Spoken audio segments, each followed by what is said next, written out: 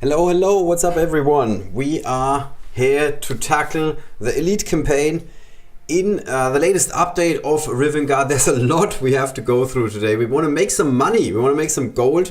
There are so many ways to make gold in this game at the moment, especially with two looters. And I'm going to be trying to show you some of these ways to make it happen. So I can see that the audio levels are completely screwed up. So let me just try and fix that for a second by changing this and this setting, and then after that, maybe I have to change this some more. We can go back to this, and now there's a chance that this is going to come in okay, and you're going to hear some background music eventually somewhere down the line. Alright, so today we're going to be making money, playing Treasure Beach as always. We're going to be playing through the brand new Elite campaign. Did I just kill the sound? No. It's kind of there, it's coming back, believe me, it's coming back. And then we're also going to be talking about diamond ranks, the biggest new thing in the game thanks to the latest update, that is going to change a couple of game modes potentially. And I'm going to give you some of my thoughts, what I think is going to happen. There's a lot of speculation going on because I don't have any units at diamond rank yet. There are very few players that have any units at diamond rank at this point in time. So it's going to be a slow transition from where we are right now in the game, where the max was gold rank 1, to diamond ranks eventually. So that's going to be very, very interesting. Alright, let's kick things off. Oh yeah, my test thing is still here. That's a great idea. Let me... This is going so well. Let's just get rid of that. And let's collecting some coin in Treasure Beach. This is becoming a bit of a tradition these days. This is what we're doing like almost every time we're starting a live stream. And since it's still double gold day, it makes a ton of sense to do this first. Alright, so let's quickly head to Treasure Beach. You've seen this a million times now at this point in time, hopefully. Although I still do keep receiving requests from people who are like, hey, how are you making so much money? I don't know how you're doing it. Hey Bruno, hey. Happy to have you here, man. How are you doing? Everything fine? So we're going in. Actually, we're not in any rush. I'm just used to playing it quickly. Later, when there's only going to be like a few minutes left in double gold day, then it's going to be time to rush. Right now, it's not. Okay, so here we can go one up with Buzzy because it means we don't have to move him anymore, and that's cool because we're lazy. So he moved so he can attack. And then Yasmin can pick up this gold pile, because now we have... Now if you watch very closely, you will see the little gold coin triggering for Yasmin, and Buzzy also loots, but he doesn't have an animation.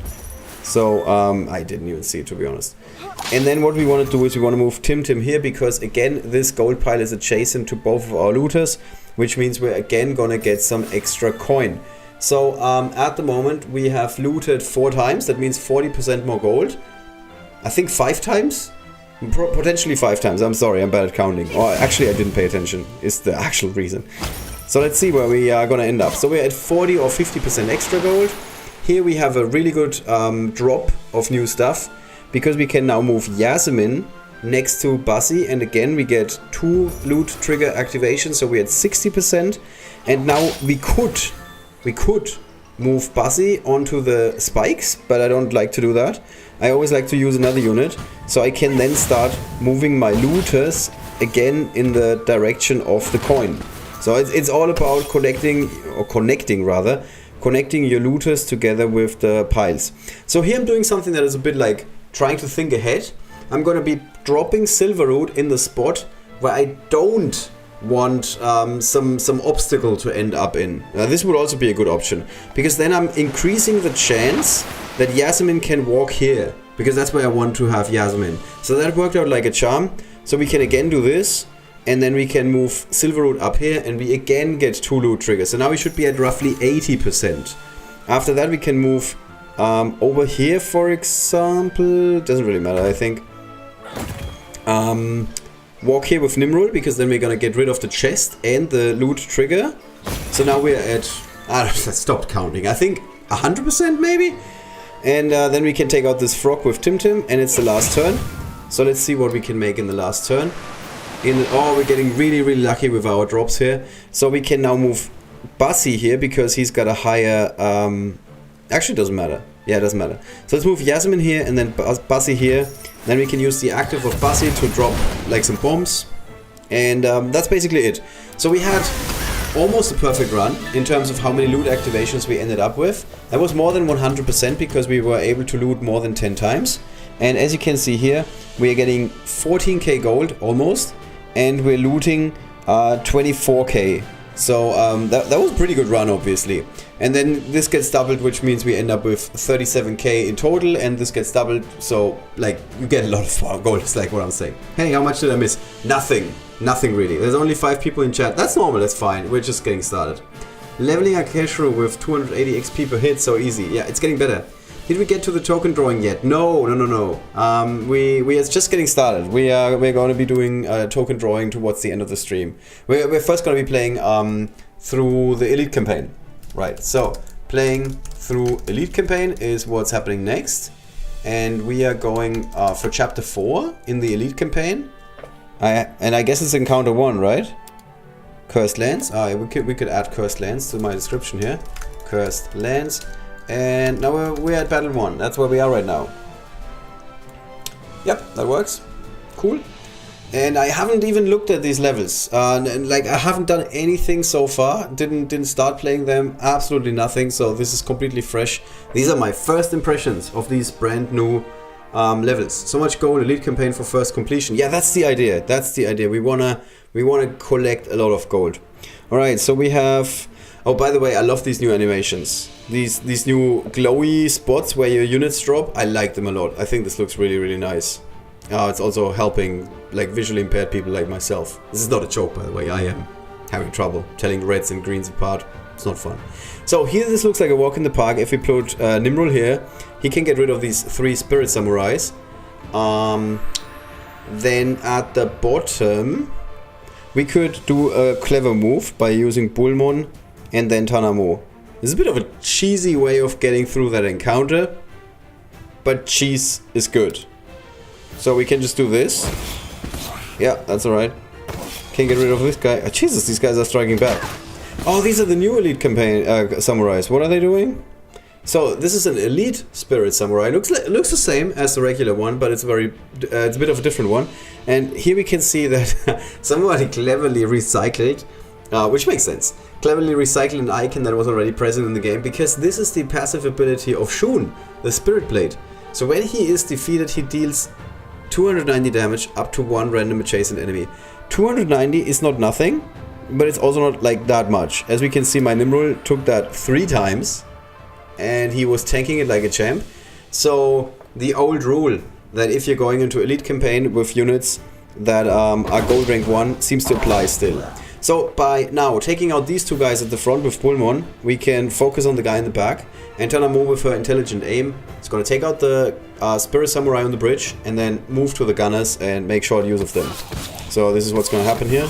Yeah, and this is how we secure very easily a lightning victory. Fortunately, this is not a hero adventure, because this would be really hard taking no damage against these guys. Also, we just saw that Bulmon is an absolute beast, because Bulmon is not taking any damage. He's just like straight up swallowing these Spirit Samurais, even though they are Elite Spirit Samurais, and they cannot strike back. They're just like, yep, I'm gone. Hey Soul, hey Besto. Yeah, so that was a pretty good run. Obviously, we get 2,000 gold. That's great. That is as much as we get in some of these Elite boss campaigns. So no complaints whatsoever. Unfortunately, this is going way too fast. But the main topic of today is going to be Elite diamond ranks, by the way. All right. Number 2, with a lot more enemies. So this could be harder, depending on how many units we can place. Okay, it's 5 now, that's good. And I like these cherry blossom trees. I think it's cherry blossoms, but who knows. At the top, I think they look really great. So Bulmon was an absolute star, so let's keep Bulmon in. Giggs is probably going to be really good here. And also these gunners, they actually turn into skeletons if they die. So that means that Grandma Bones is going to be really good against them. And Giggs, I said. That makes sense. Actually, we can use Nimrul here.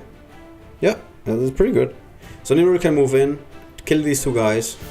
Grandma Bones is going to give us skeletons. All of that is great.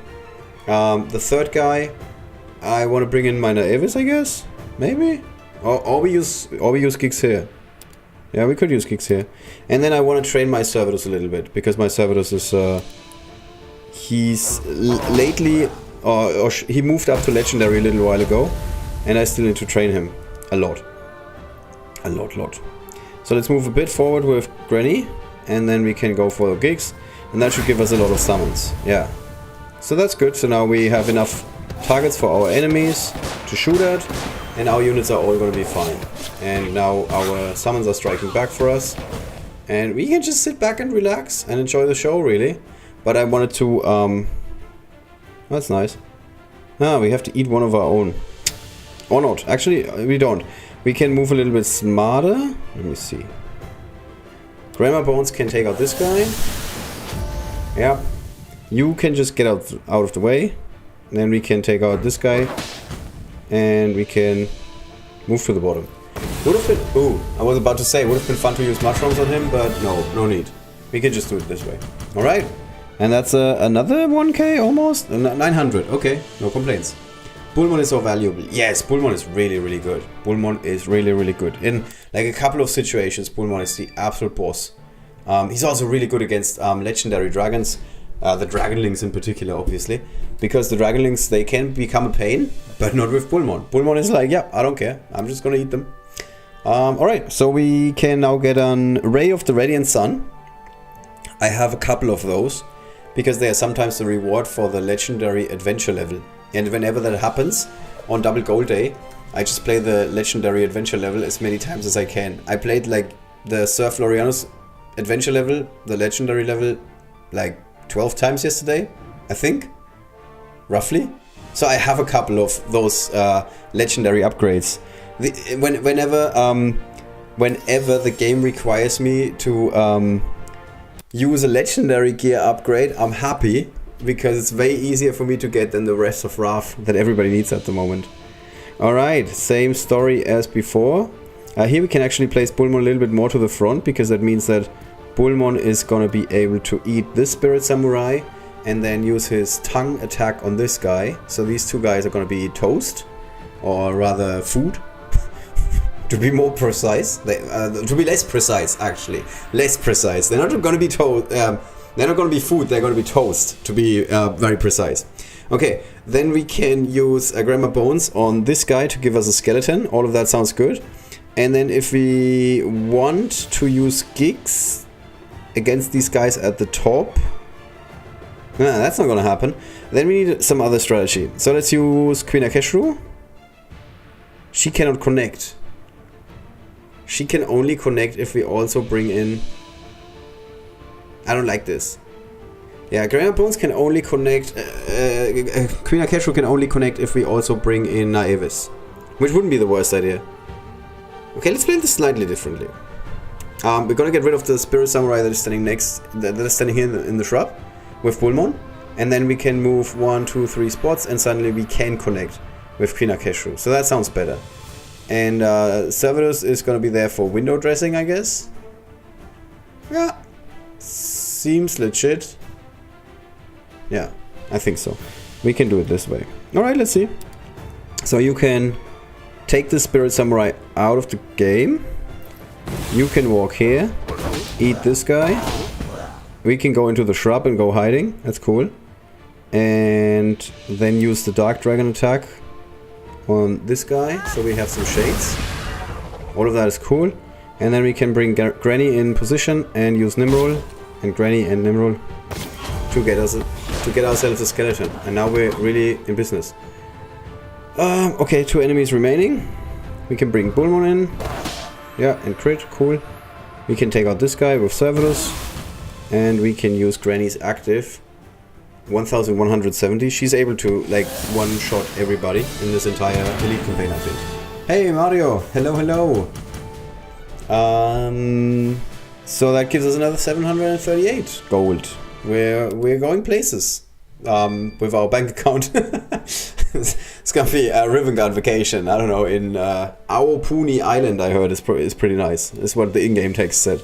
Alright, here we can get 500 gold, 190 gold from getting a regular victory, and then some lightning victory coin as well. So there's a really good chance that we make another 1000 if we do this quickly. And we have 3 turns for the lightning victory here. Okay, so Bullmon continues to be an absolute asset here. On the right side, I think this looks very much inviting for Thana action.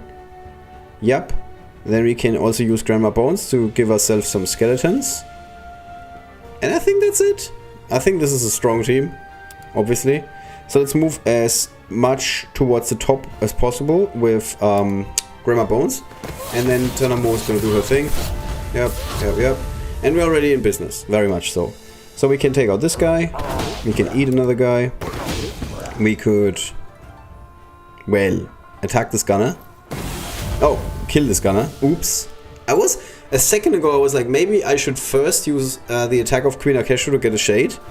I'm like, I should have done this, yes. Oh, but our skeleton, like an absolute boss, just easily tanks 3 attacks. Like completely nonplussed whatsoever. Bullmon continues to be an absolute beast here. Look at this. Someone needs to take out the samurai. You maybe? No? Okay, let's use our one-shot option. And then we can get rid of this guy. Okay, cool. That was battle 4. And another couple of coins. 892 this time around. What's the best way to level Aceshru and Thana? I can address that in a little bit.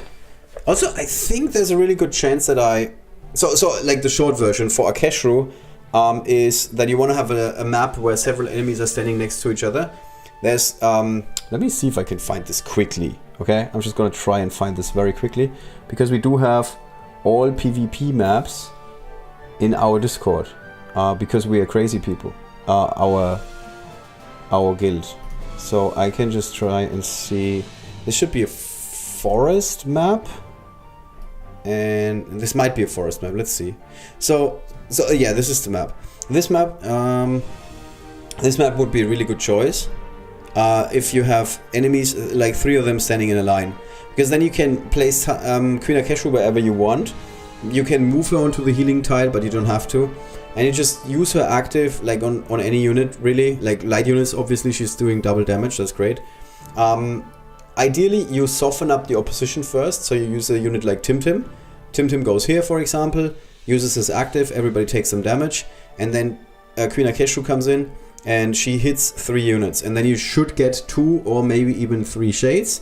Then you move Accio in, and Accio uses his active, and then the 2 shades or 3 shades that you have attack these other enemies, and that normally secures you 4 kills for Queen Aceshru. And in one run against Tripitaka in the good old days, that meant 500, 600 XP per run, and one run would take less than a minute. And for Thana, it's pretty much the same thing. For Thana, I would also often use Tim, weaken all of the enemies, and then Thana just goes in and slices everybody with her active, obviously. And Thana can do that relatively quickly, as long as the enemies are gold rank 1. The problem is this might be going to change now in the game with diamond ranks. So there is a chance that Thana can no longer just one-shot everybody, even though you used another unit first, like a Tim, to soften up the enemies. But like generally speaking, this is the idea behind it. And what you can also do is, oops, I don't know why that was still on. What you can also do, of course, is you go to Leveling Guide Riven Guard, and I basically explained the same thing in there. Leveling heroes faster. This is the video for you, because in it I broke this down in a lot of detail, in my personal opinion. Florian is to push an enemy back to Aceshru's active for 4. That's a good idea. So Eldrick, yeah, that's a really cool idea. That's definitely something you could do. Yes. Didn't think of that ever. Sometimes this happened by accident when Trip was playing Myvera, and then Myvera would constantly end up in the spot in the back, and you could hit 4 units. That was quite funny. Alright, so encounter number 5, battle number 5. This time we're getting 700 gold. That means that we're going to be ending up with more than 1000 gold, which gets doubled. So that sounds like a great plan. So let's see. All of our units are starting at the top. That's not great, but also not a gigantic problem. The gunners are somewhat remote. So here it could make sense to start with Naevis, because then our Queen Aceshru can immediately connect from where she is. Bullmon can take out 2 skeletons at the top, so that sounds cool. And then Thana could take care of the guys at the bottom. If we want to play a different unit for once in our lives, I don't know, we could play Scruffy. Oh, I don't think Scruffy is strong enough. So his passive is doing 440 damage. He would have high ground, I think that counts. And, oh, and these guys have a lot more health. Wow. Wow. These skeleton warriors are no small feat. 1114 health and 700 armor. Ooh. Okay, let's not do that.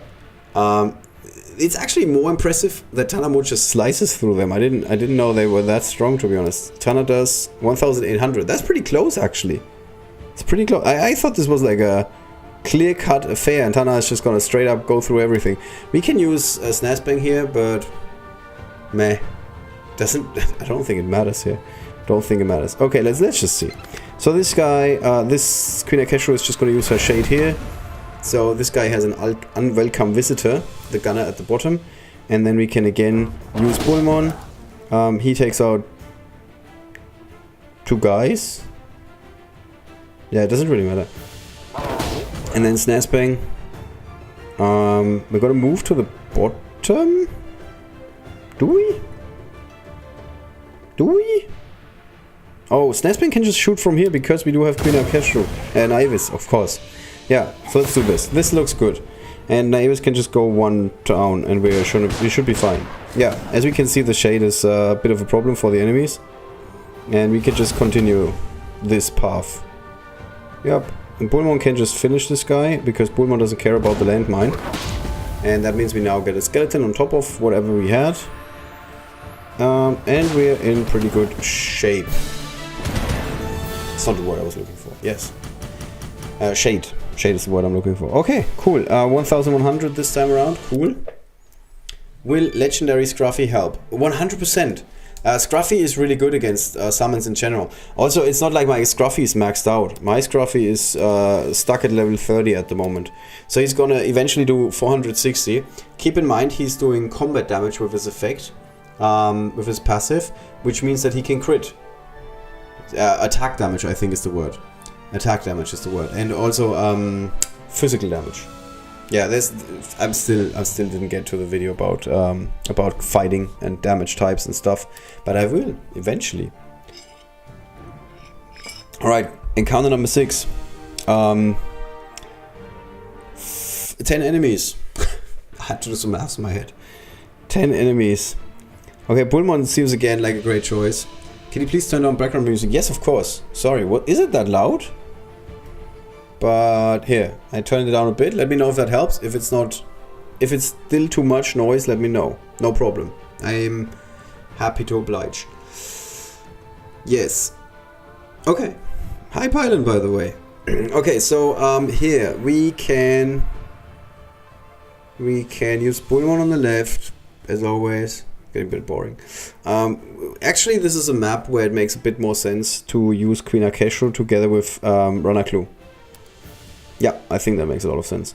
And then we have one more unit that we can play, and I wanted to level Servidus. So let's try and do that. Okay, cool. So we can go in here, eat these 2 guys. Bullmon can actually single-handedly, well, almost single-handedly take care of some of these encounters, in my opinion. So you can do this. Then, how are you still alive? That was a lot. We're doing 1170 and he's still alive. How much do these gunners have? I didn't even look. 800. Why do you have more? Oh, gold rank 2. Oh. Should have looked first. Okay. Sure. So let's connect on this side. Maybe with the gunner, because the gunners are hard. Jesus, nobody's dying anymore.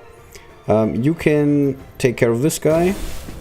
And you can take care of this guy. And now we got some shades, but not enough, actually. Wow, we lost the unit. Oof, I didn't expect this. I was totally thinking that this is gonna be a walk in the park. And here I stand corrected. Okay, you can turn this guy. And you can turn this guy. Okay, so this is This didn't go according to plan at all. Wow, lost the unit. That's like immediately shocking, at least for me.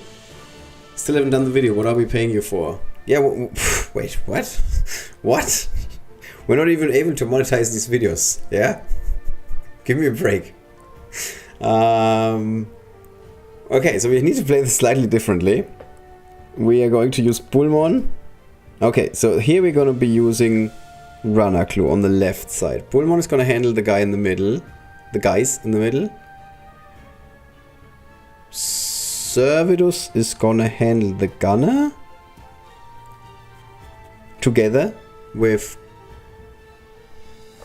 Kramer Bones is her name. And I think that's going to be working. That it is going to be working, yes. So you're going to be eating two guys in here. Cool.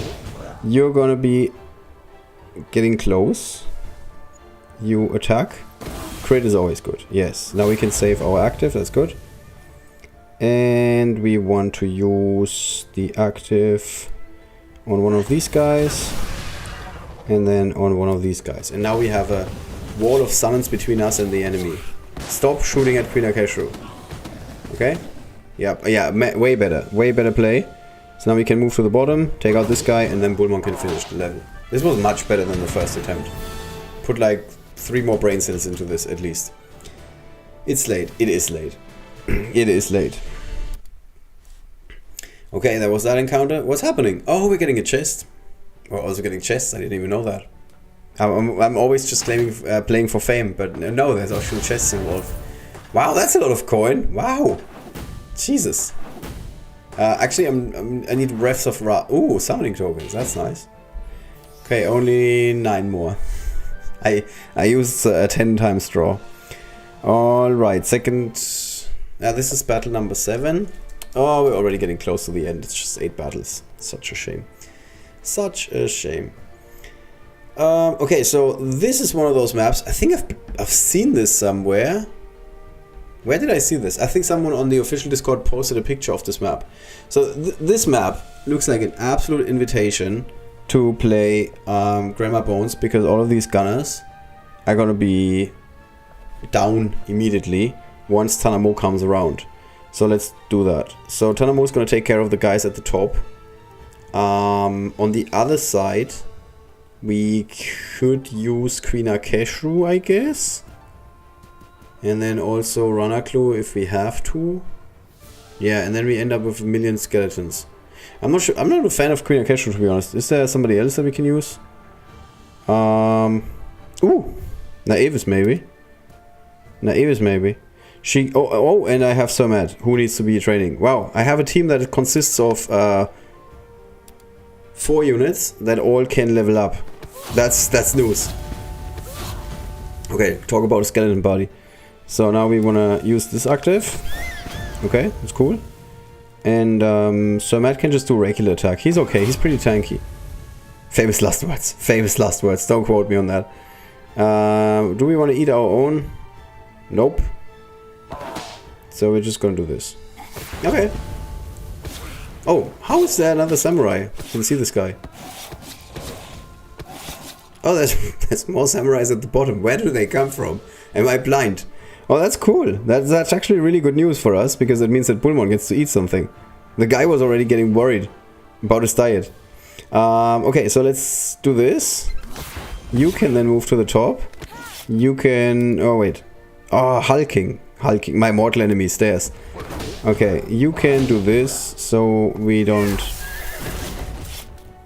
Yep, and you can get rid of this guy. Oh, they're doing damage to one random adjacent enemy? Okay, I thought they are doing the same thing as Shun, to all adjacent enemies. Should have read it. Like a person, not like a robot, because I just glanced over it, obviously. It's not late. Well, depends on your perspective. Gunner's going down, down, down. Yes, yes, yes. Okay, and that takes us already to the last battle, which is Taro. Taro himself. The man, the myth, the wall. Oh my god. 1, 2, 3 summoning tokens. That's a lot. And then on top of that, we also get a chest. That's such a good deal. I'm so not used to getting summoning tokens, as most of you are, I guess. Okay, so where's Taro? Taro is here. Taro is, what is that, diamond rank? Well, looking at the stats, it is diamond rank too. This is my biggest gripe. I cannot tell apart silver rank from diamond rank. I mean, I can by looking at the stats. So, this is a beefy unit, if you've ever seen one. So, our fallback for Taro is going to be vining him with Cerberus. But the problem is, if we're going with Vine Power, we're going to be having a problem getting the victory condition in. Now this map screams, like from the top of its lungs, Tim Tim, because there's water on the other side. So that's already given. Then we can also play Bullmon, because Bullmon, he's good. And then we can also play Cerberus. And there is a chance that this is gonna be, that this is not gonna be enough to finish this level quickly. But it looks like a really cool team, and I like the team composition, so we're gonna be playing it regardless. So let's start with Tim Tim. Yeah, okay, and all of a sudden we have an army of skeletons on the right side. We took care of one guy as well, and yeah, we're in a great position already. Then we can use Cerberus, not yet. Yeah, we want to use Cerberus on Taro. So let's move Cerberus here and Bullmon here. Could have done that first, to be honest, thinking about it now, but not a big deal. Then, thanks to the power of Naevis, Grandma Bones can just very easily take care of this guy. And we could use mushrooms here, because the gunners in the back can now no longer connect with our units. And if I had thought about this for 2 seconds longer, I would have first hit the Spirit Samurai with Bullmon before walking there. But now I can hit the mushroom, and that works. That works as well. Wow, Bullmon is seriously taunting mushrooms. The AI commission would like to have a talk. All right, so we want to get rid of this guy, and Bullmon needs to help us with some of these guys in the back, and then we want to do some ranged attacks. Oh, ranged attacks is what I said. On Bullmon. On Taro. So Taro's still vined. But we can go here and hit him from here. Oh, that's a good attack, obviously. Tim Tim can shoot from here, that's good. And Grandma Bones, we could just walk towards the top and use the active, because at this point Bullmon is like dead enough. Not 100% dead, but dead enough. Okay, so now there's 2 more enemies. We have 2 more turns. Sounds like a combo. We need to get rid of the last mushroom, and we want to get rid of this guy. Okay, that was easy. How do we get rid of the last guy in time? We have 2 more turns. Okay, let's walk forward. Sure, why not? I didn't think this through. I really did not think this through. Oh, we can hit the guy in the back. Ah, almost a crit hit. But now there's a chance that the vines are going to finish him. There's a lot of things we're seeing here that are going to be playing like a big role in the future with diamond ranks. Like, for example, the power of vines. Vines are going to be so much better. And every other effect that deals a percentage-wise damage. But this is something that we're going to be talking about in just a little second. Alright, that is it. Somewhat anticlimactic. I didn't really build up to this. But not all victories can be like the victory I had in the adventure level, the legendary adventure level, which was a roller coaster of emotions, and still my favorite clip that we've ever produced in this entire live stream. Alright, so that already concludes our little run through the new Elite chapter. We're gonna get another chest. Is it more? Oh my god, 20,000 gold. That's a lot. That's a lot. Wow. And some cool weapons and some good gear upgrades and another summoning token. Okay, cool. No complaints from my end. This was, didn't really appreciate the level design. I was rushing through them in a way. Should have taken another look. There was a lot of levels that were very well designed in my personal opinion. I like the spreading out of like little islands having enemies on the other side of the water. You have to think about how to connect with them. It's just like a lot of that happens subconsciously. Some of you, even people in my guild who tend to be rather informed, have asked, hey, why can I not play this level? Fight more battles to reach this point. What does it mean? This is somewhat misleading. This is simply not published yet.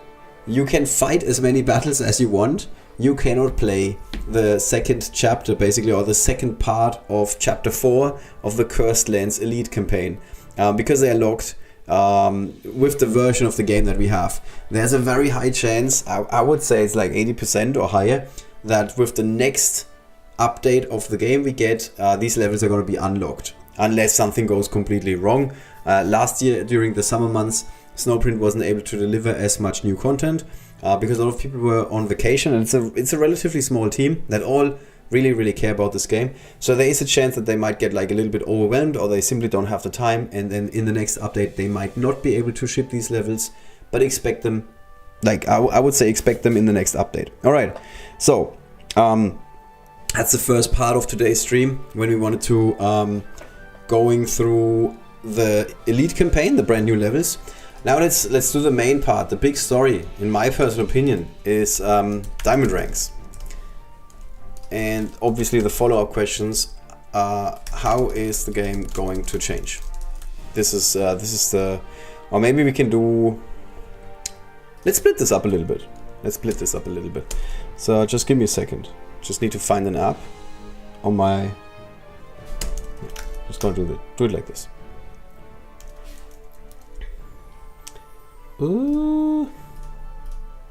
Right, this should work. I'm going to be using a notepad. Yes, we're going there. We're not going to be doing this the entire time, but at least for parts of this stream, we're going to be doing this. Okay, so diamond ranks. Let's start with an intro. So, what are diamond ranks? In the game of Rivengard, units can have different rarities. For the most part, rarities are locking you into one thing. You can see that when you click on the rarity in the upper left corner of a hero screen. So that is here. If you click on that, you can see what rarity, you can actually see what rarity the unit is. And on top of that, you can also see what the rarity means, because there's a really nice hero progression chart here that tells you all about the different rarities, more or less at least. So it tells you that if you have a common unit, the maximum level it can reach is level 8. That's good to know. And then on top of that, it has a max rank, which is, this is called Iron Rank 1. See, I don't even know this from the top of my head. With all of these ranks in this game, it works the same. You always have rank 1, rank 2, rank 3, and then you go to the next metal in this case. So we started with Iron Rank, and actually before Iron Rank there's even Stone ranks. And then you get to Uncommons. Uncommons can level all the way to level 17. So that's a big change. We went from level 8 to level 17. So what's happening in between? Between we can get Iron Rank 2, which is 3 levels up basically. So we're at 9, 10, 11. I think. Maybe just 2, I'm not sure. Then after the Iron Ranks, there is something in between.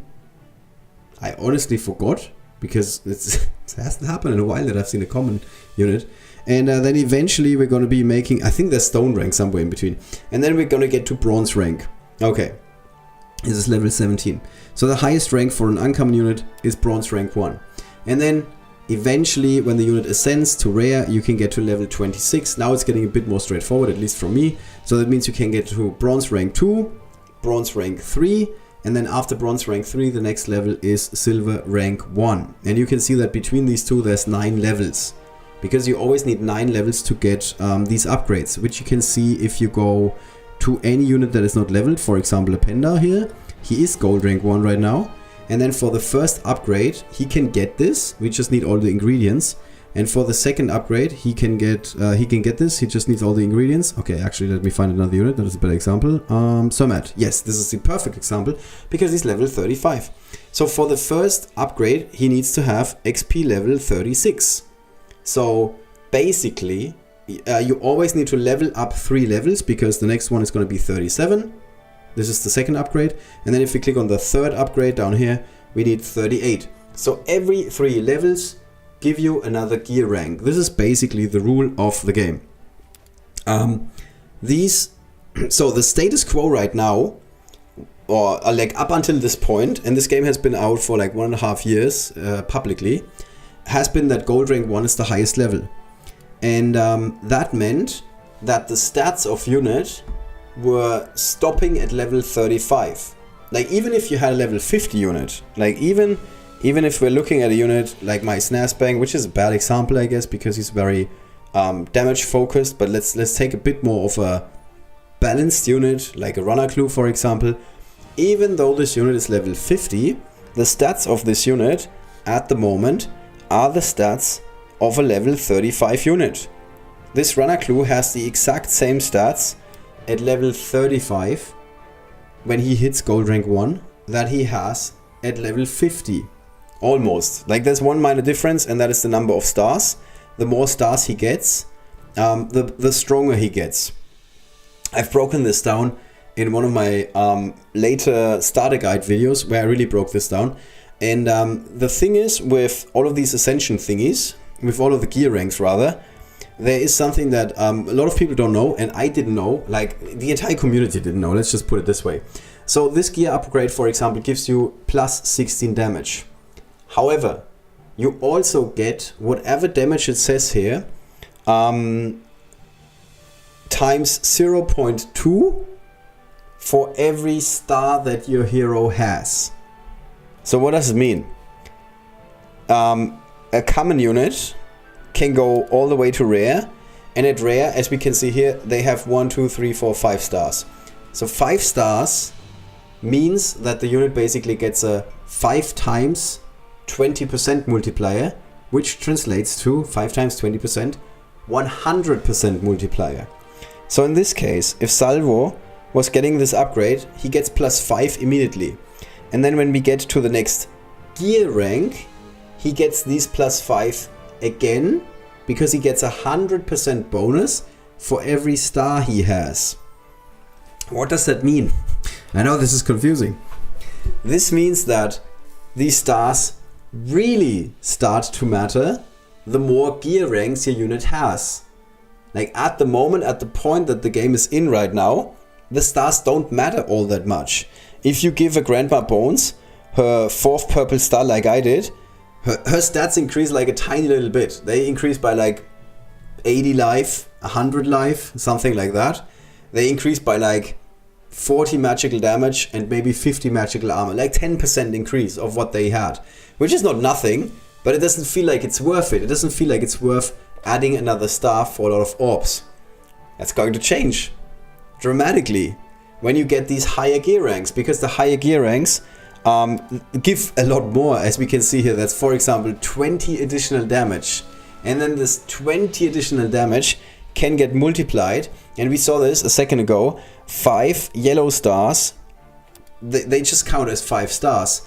1 purple star counts as 6 stars. The second purple star counts as 7, and so on and so on and so on. So basically an Accio would get 200% the bonus from every of these gear ranks. So he doesn't get plus 12. Once he finishes the gear rank, he gets plus 12, and then on top of that another 24. And now we're talking numbers. Now we can see where this is going. If like all of that sounds too confusing to you, you could basically also just look into the arena, and if you're lucky enough, among the top players there's going to be a Tripitaka. Unfortunately, she's not there yet, or right now basically. We can also go to guild raid leaderboard, and then over the leaderboard you will find the tree guild, and then in tree you will find Tripitaka. And Trip apparently hates this, that everybody uses her as an example, but you can see Trip is very far ahead of the curve as always. So she's got units that are already diamond rank.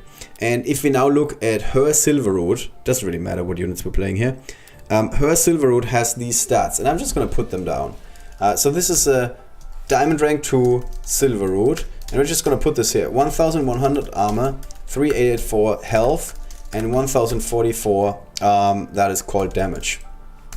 So on the right side you can now see the stats of Trip's silver route, and we can immediately like leave this battle. There's like, yeah, okay, there's nothing else we can learn here. And now we can compare this to my silver route, who happens to be not legendary yet, but as we can see here, there's a gigantic distance between my silver route and Trip's silver route. Mine has 688 health, and yes, he's only bronze rank 3, but believe me, even if I put a lot more work into the silver root and he gets to gold rank 1, he might be like at 1000 health, maybe 1800 or something, but there's still a gigantic gap between 1800 and 3800. So this is the power of diamond ranks, especially if your units have a lot of stars. All of a sudden the stats go to infinity. Alright, so the learning that we have so far is that stats of units are going like to infinity and beyond. So that's the first part. You need to understand this. So once we understood that, once we get that, okay, units are going to be beefy as F. You can now understand that what we had so far in the game, the status quo of the game, I can present that to you guys. Let's look at the status quo of the game. We go to Hero Arena. I'm going to be battling someone. Like here, Copper Sulfate in 3rd place. Let's just try if I find 10 points somewhere. Here we go. This has never happened before. Okay, just going to take a screenshot because I'm going to be writing this down later on. So we're going up against Mist. This is the status quo. Is effects trump everything. Nobody in this state of the game that we are in right now cares about stats of units. At least not the players that have been around for a little bit. They don't care about the stats of the units. And I can like showcase this very nicely. So here we have an enemy that has a Tim. He can go 1, 2, 3 spots, and then there's an Avis who could go behind Tim, and that means that Tim could shoot from here 1, 2, 3, 4 spots, which means we cannot move. So cool.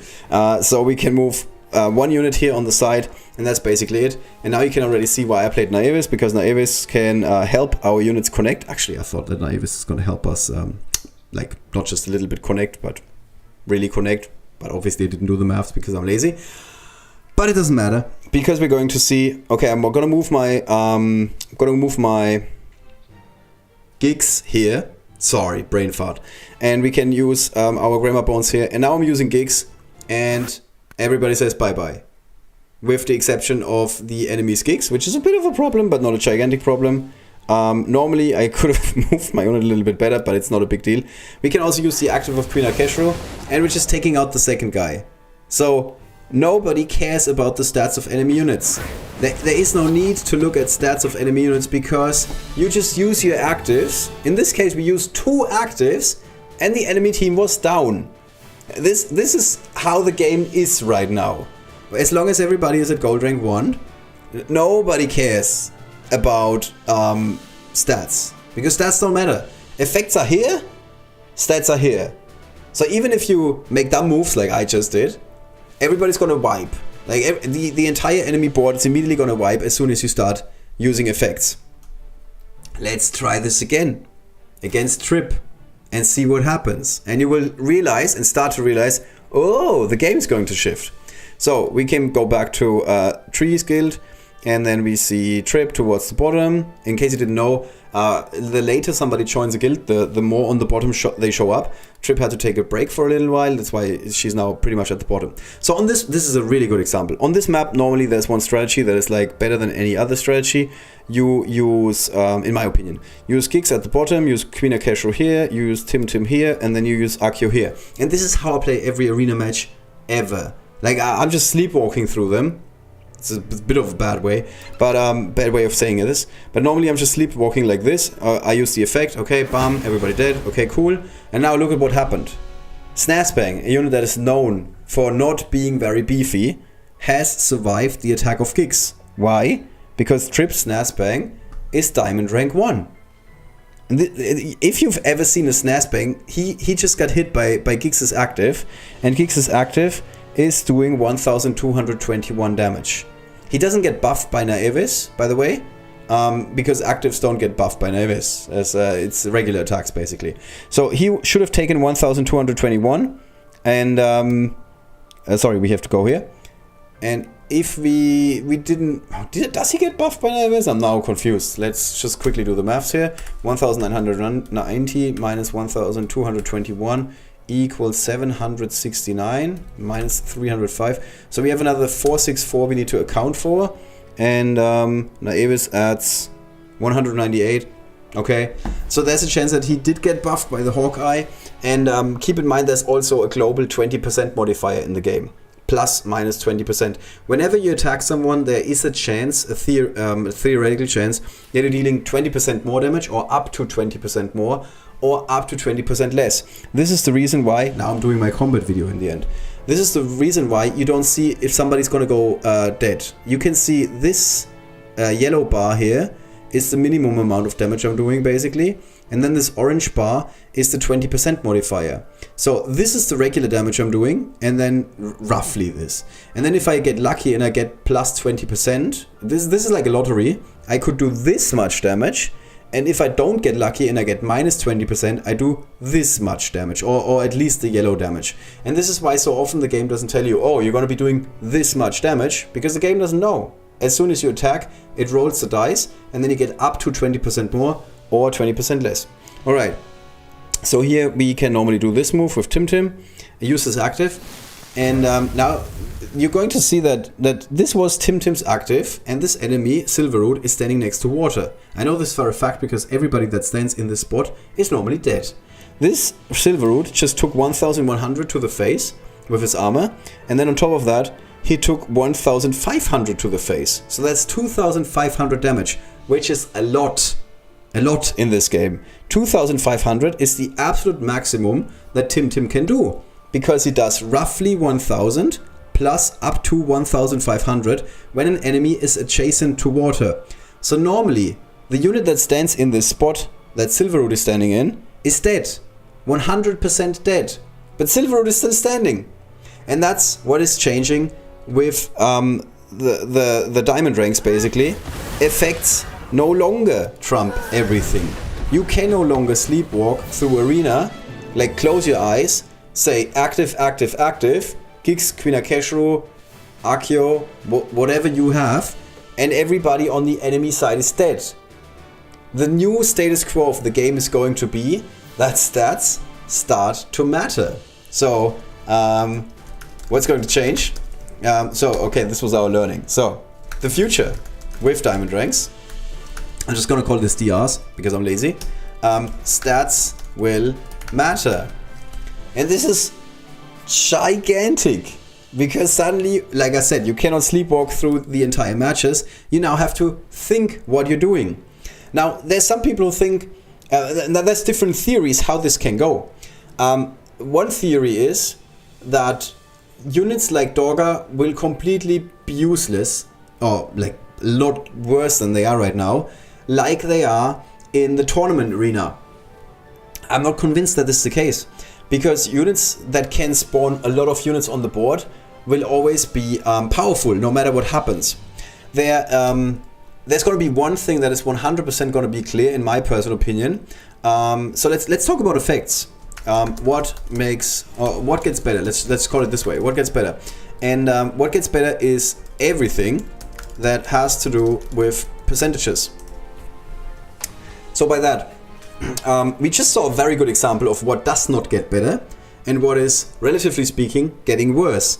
Any effect that says I am dealing X amount of damage, like the active of Tim, is gonna get a lot worse. Because in the past, X was always higher than health of enemy. So whenever used an active, all the enemies were dead, or at least severely damaged. This is no longer the case, as we just saw with Silverroot. In the future, if you have an active effect that says I'm doing X amount of damage, it's not going to be enough to kill everybody. Even if it's a ridiculous effect like Snazbang's active, or Nimbrel's active. Obviously they're still going to hit like a ton of bricks, but they're not immediately going to wipe the enemy board on their own.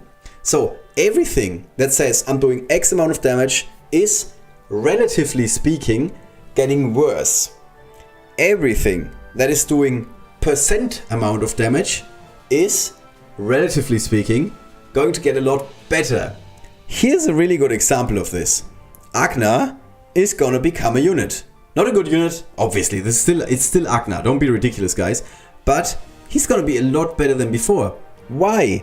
Because his passive is stealing fire is putting fire under the tile he attacks.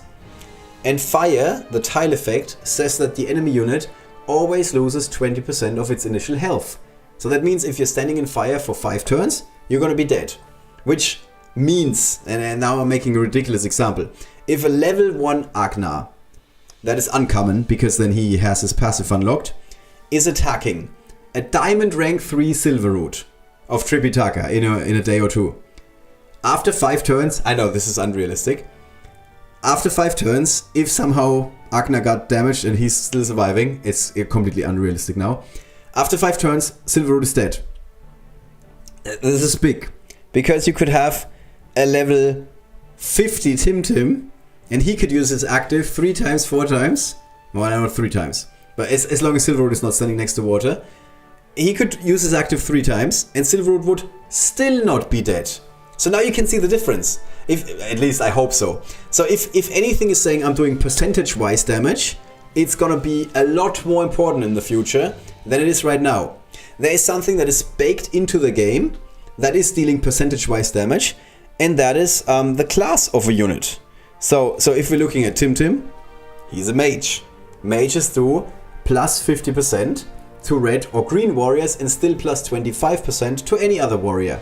This is gonna be big in the future, because all of a sudden units are going to be withstanding 1 or 2 actives or 1 or 2 attacks, and if you have an attack that does like plus 50%, it's gonna make a gigantic difference in the future. Right now nobody cares.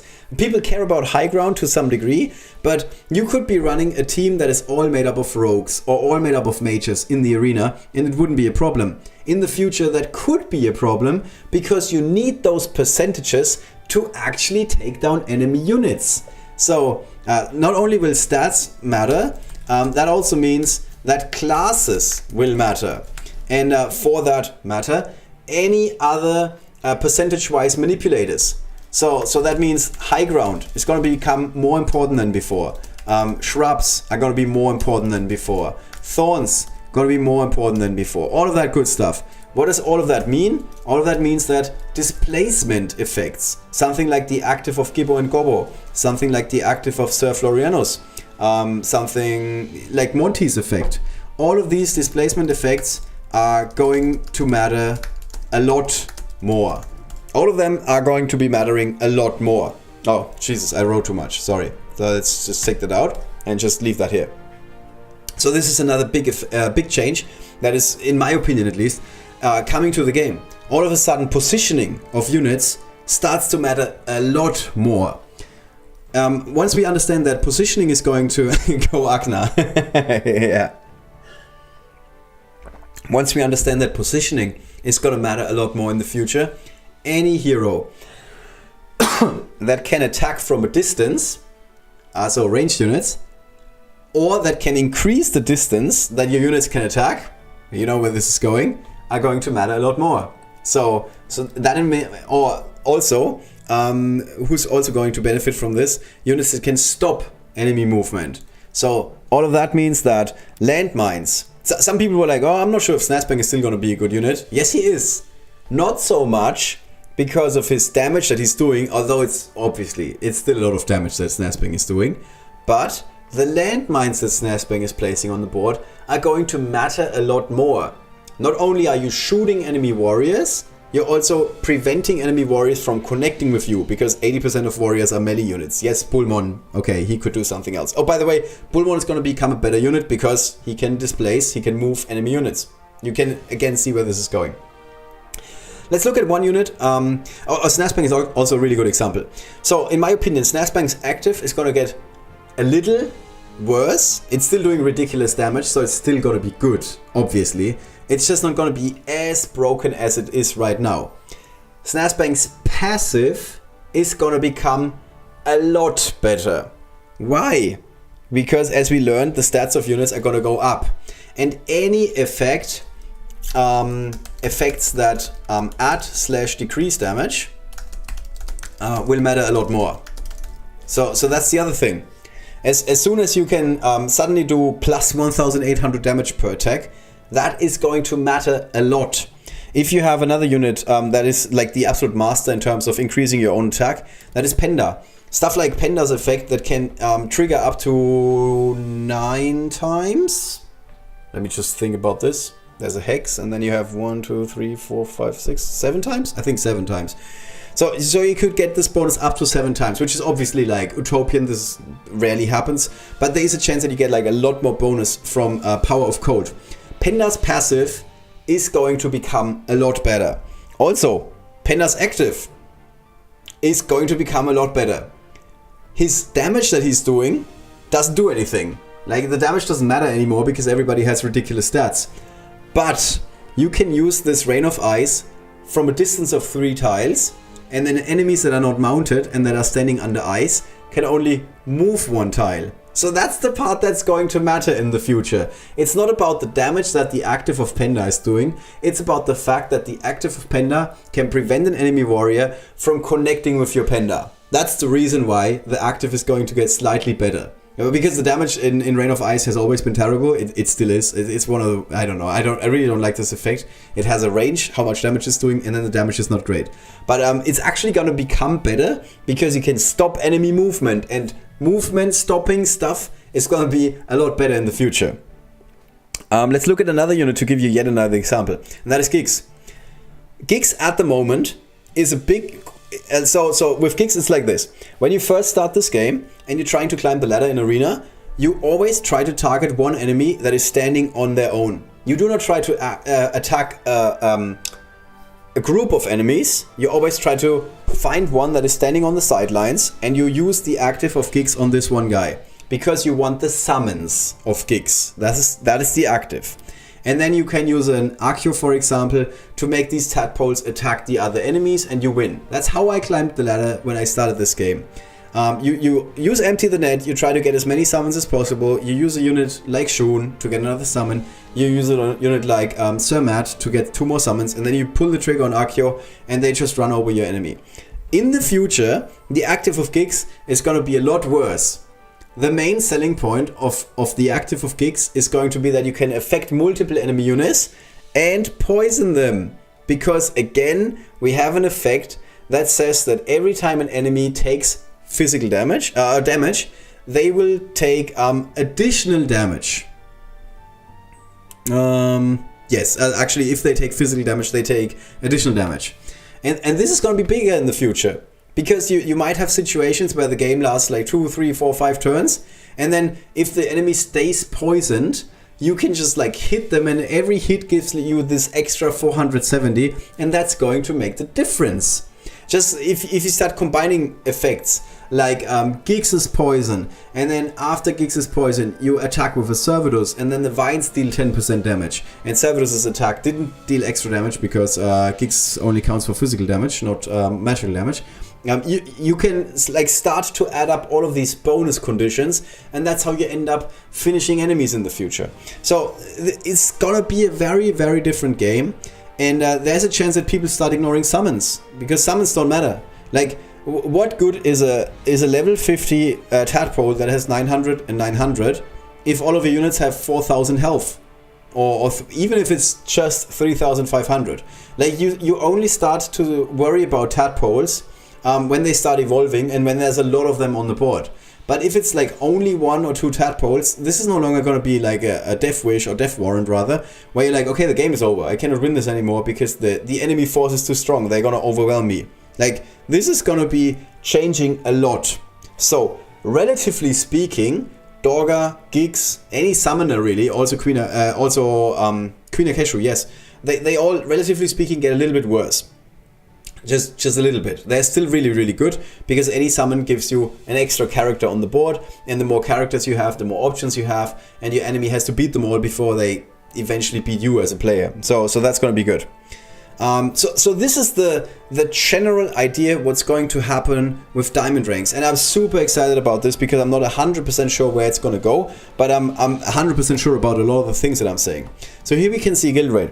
Guild rate at the moment, the status quo, is that it is all about summons. Guild rate is all about summons. And why is that? Well, because effects are here and stats are here, what I said initially. This is no longer going to be the case. In the future, there's going to be viable guild rate strategies where you are not playing a Dorga, not playing a Giggs, and not playing a Runner Clue. Where you're trying to overwhelm the dragon with just summons. Are they going to be better?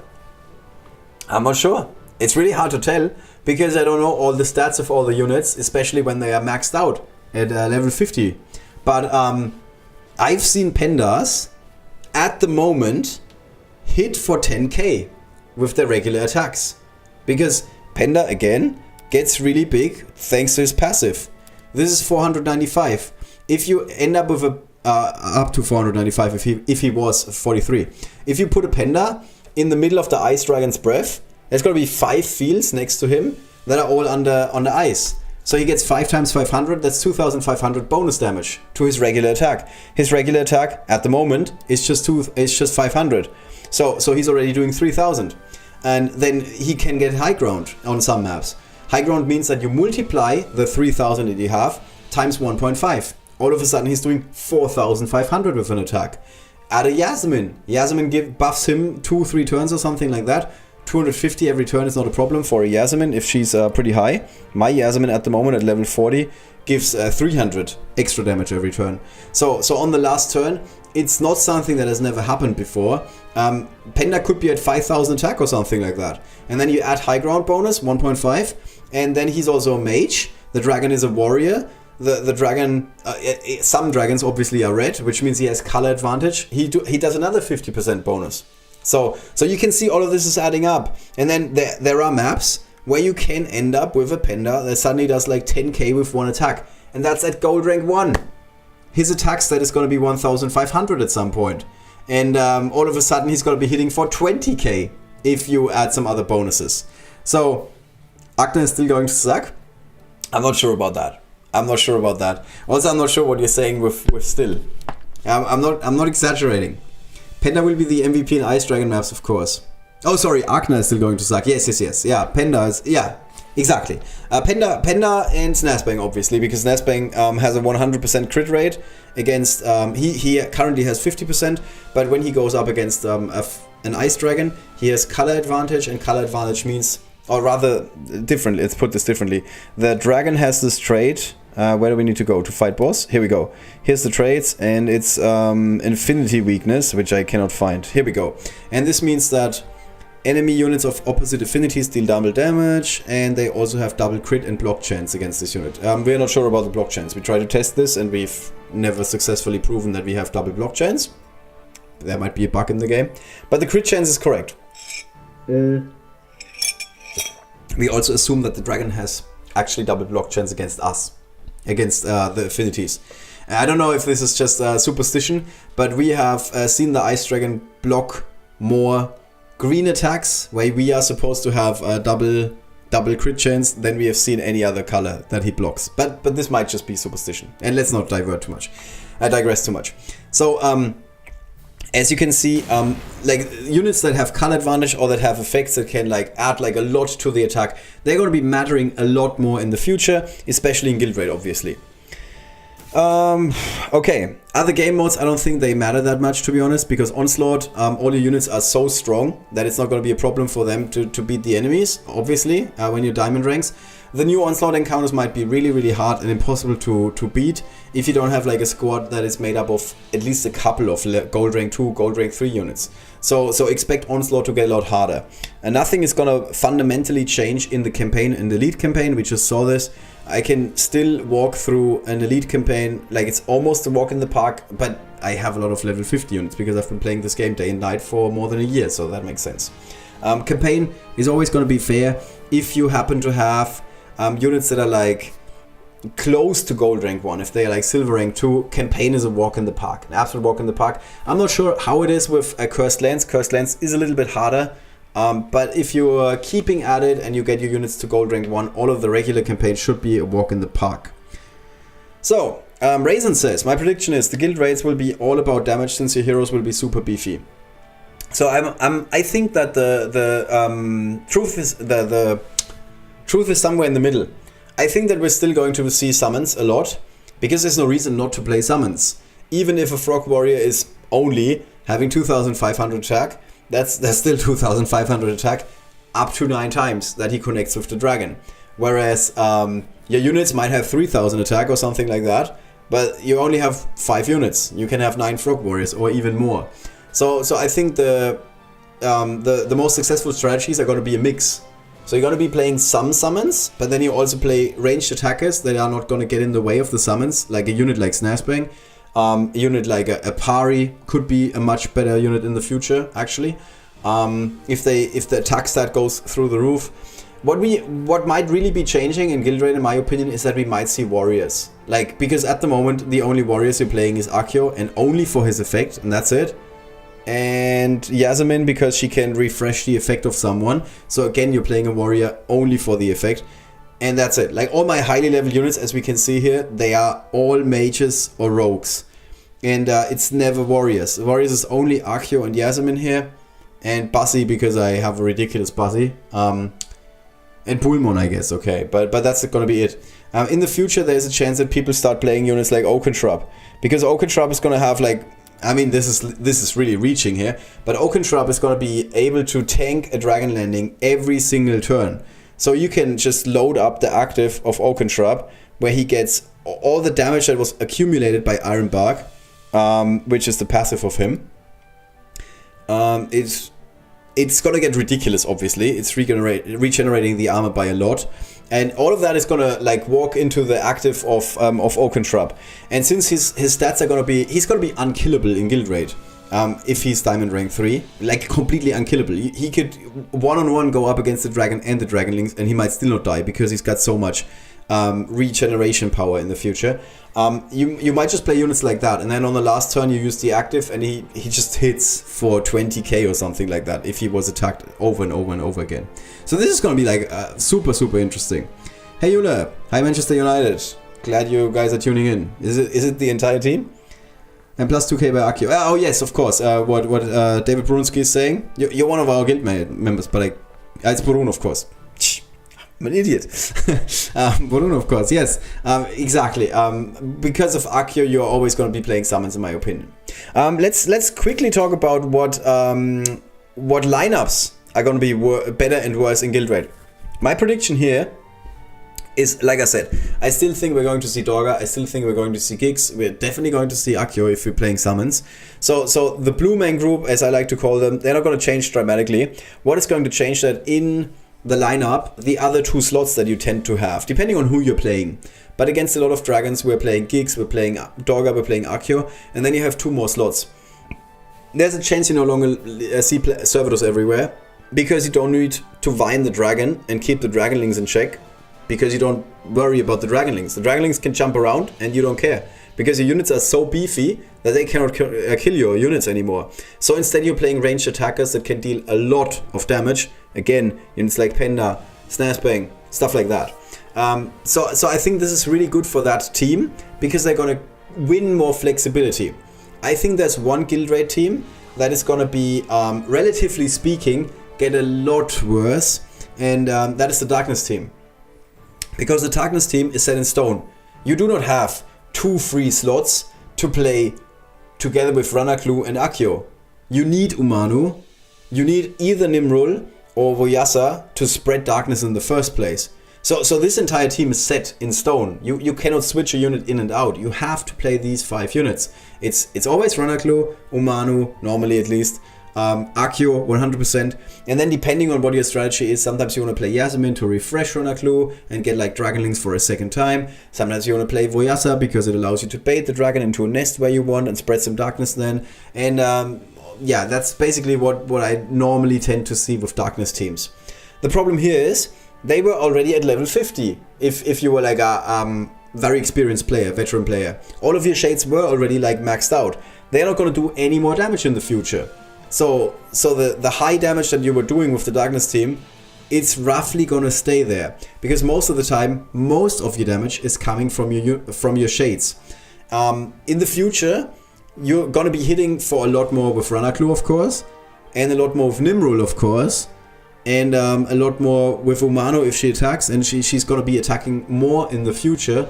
Because she's gonna be so beefy. She's a rogue with physical armor. That's relatively rare. So she's not going to get hit by the Dragonlings very easily and taken down when she's Diamond Rank 3. So these units are going to be dealing a lot more damage. But they, with the exception of obviously Nimrul, they're not the best damage dealers in the game. Like a Penda can hit for a lot more than a Ranaklu. And that is why I think that the Blue Man Group has the edge here, because they can tag in at Penda. You have 1 or 2 open slots when you play Dorga, Archeo, Giggs. You do not have 1 or 2 open slots when you're playing the Darkness team. So I'm not saying that it's going to be a bad team. I'm just going to say that, relatively speaking, in comparison to the other options that they're going to be in guild raid, I believe that the Darkness team is going to get worse. Relatively speaking, it's not a bad team. Don't regret building them. They are really, really good. There is a chance that we see new teams in guild raid, which is super exciting. Teams that are built around units that have high attack stats and that can increase their attack stats by a lot. There is a chance that we're going to see Inebriated. Inebriated so far is the absolute choke trade in this game, where you're like, this is not doing anything. But all of a sudden, a salvo that is doing plus 10% for each round that has started is going to be hitting for a whole lot on the last turn. I mean, this is like 50% damage. At high ground, that's another 50%. So he's already doing twice his damage stat, whatever it's going to be. So again, everything that says percentage-wise change is going to be a lot better than it is right now. So Inebriated might be a real trade in the future, because at the moment it's just a choke. This might be an actual thing. This doesn't apply to guild raid, obviously, but in PvP, stuff like Pari, when you can place vines under the enemies, webs under the enemies, it's got to be a lot of a difference maker, because plus 25% is going to be absolutely massive. And again, because of the percentage-wise change. All right, I think that's basically all I have to say about diamond ranks and how they are going to be affecting the game. I'm super excited about this, because I'm not like 100% sure how Arena is going to go. I am 100% sure that it's very likely not only, well, okay, that's a very easy statement. It's not only going to be like everybody's using their active effects, game over. This is not going to happen in the future. It's going to be very different, at least to a certain degree. Alright, so we have a little bit more time to kill. So let's collecting gold against elite bosses, because I have a bit more than 10 minutes before the clock adjusts, basically, or the server day change, or the end of double gold day. I've shown you guys this strategy a million times before, I guess, but let's quickly do this because I promised it. So we want to have Yasmin here, we want to have Penda here, speaking of the devil. Then we want to have Bassi here because he's a good unit. Naevis is already there, and then like this. So first time you move forward with units like this, then you just pass play. Second turn you want to place Yasmin and Bassi, and then you can use the active of Queen Aceshru. So now we killed 2 units and we got 3 loot triggers. So that means we already got like 30% more gold here. Then the enemy goes in, but nobody cares. Now you move Bassi around, move Naevis to the front, and then you block the 2 paths for Naevis, for Thana where she's gonna go. And then you can use the active of Naevis. This is gonna trigger loot 2 more times, because this is where Thana was killed and she's standing adjacent to both of these guys. So now we're at 50% more gold, and then we're gonna move to the back, hit this guy, and then hit this guy. And in total that is like another 2 loot activations at 70%. There should be 80% more gold if I'm doing this correctly. Yeah, and 400 times 80% is something like 324. That's correct. Pretty certain of that. So 80% more gold, and you can do this every time. This is an absolute walk in the park. You don't have to think about this. I can do this in my sleep. I can do this all day. You just again move Yasmin here, move Buffy the Vampire Slayer. Like this, you just use the active of Queen Aceshru because it's really good against light units. And that's the first turn. Second turn you move Buzzy around, you block the paths, and then you use Naevis. Thana often goes down, not always. If she doesn't go down, place a shade there. Then you move to the back, bam, and then bam, and you're done. And this works like an absolute charm. You can do this again every single time. It's always the same amount of gold that you end up with. 1226 in this case. I'm just doing it one last time because I'm collecting some more gold, and then we're going to be moving on to the next level, where we also have a strategy that is that's actually the strategy that is most in flux, where I change it every once in a while because I'm not 100% sure that it is the best strategy. But for this level, at this point, I'm quite convinced that it is the best strategy. There were a couple of people in my guild involved in this. Lord Nako is the guy that had most of the, some of the ideas, at least the naivest ideas definitely from Lord Nako. So credit where credit is due. Alright, so this is how you get like a lot of gold against the Thana elite boss level, 1200 almost. Then we can go to Adasi. Darcy is also, this is the most random out of all the levels. So this we play slightly differently. Here we are placing, and again, this is the one that changed the most. I've tried like 3 different strategies now. This is the one I'm happiest with at the moment. And this time it was Kaschai who came up with the idea of just not moving Tim, something that never occurred to me. So you're going to be moving Bassi and Yasmin next to the enemies. You move Grandma Bones here if you have her, and then you pull the trigger on Tim. He doesn't always kill all of the guys at the bottom, but most of the time he kills most of the guys at the bottom. Then you attack with Bassi and with Yasmin, and if the guy on the left survives, you just use a shade. So that's the first turn. We already had 1, 2, 3, 4 loot trigger activations, and now you line up your units in a way that they are basically both standing next to the enemy, and you use the high ground bonus for Tim to take out this guy. Now we get 50% more coin.